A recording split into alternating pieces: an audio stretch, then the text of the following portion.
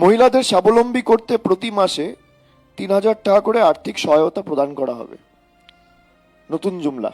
এখানে আপনারা দেখছেন দেশের প্রধানমন্ত্রী স্বয়ং দিল্লি বিধানসভা নির্বাচনের আগে 2025 সালের ফেব্রুয়ারি মাসে তিনি বলছেন যে আন্তর্জাতিক মহিলা দিবস অর্থাৎ 8ই মার্চ 2025 সালে দিল্লির যত মহিলা রয়েছে সবার ব্যাংক অ্যাকাউন্টে দিল্লির সরকার যদি বিজেপি ক্ষমতায় আসে তাহলে 8 তারিখে সবার অ্যাকাউন্টে 2500 টাকা করে যাবে।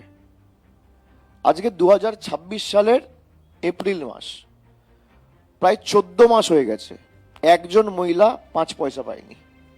এই হচ্ছে নরেন্দ্র মোদীর আসল চেহারা, এই হচ্ছে বিজেপির আসল চেহারা। এটা আমি বলছি না, নরেন্দ্র মোদীর প্রতিশ্রুতি। সেখানে অমিত শাহ এসে বলছে আপনাদের 3,000 দেবো। আরে যেখানে আপনারা প্রতিশ্রুতি দিয়েছেন আগে তো সেটা বাস্তবায়িত করুন।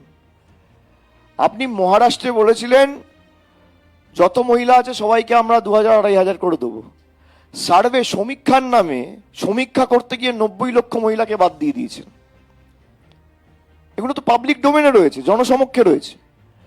আমাদের সরকার ভূভারতে একমাত্র রাজ্য সরকার যে বাংলার 2,42 লক্ষ মহিলাকে পরিবারে একজন থাকলে একজন, 5 জন থাকলে 5 জন, 10 জন থাকলে 10 জন, নো কোয়েশ্চেন আস্কড, কোনো এলিজিবিলিটি ক্রাইটেরিয়া ছাড়া, কোনো প্রশ্ন ছাড়া সরাসরি মাসের 3 তারিখ 4 তারিখের মধ্যে তাদের ব্যাংক অ্যাকাউন্টে সাধারণ হলে মাসে 1500 আর তপশিলি জনজাতি হলে মাসে 1700 টাকা দিচ্ছে।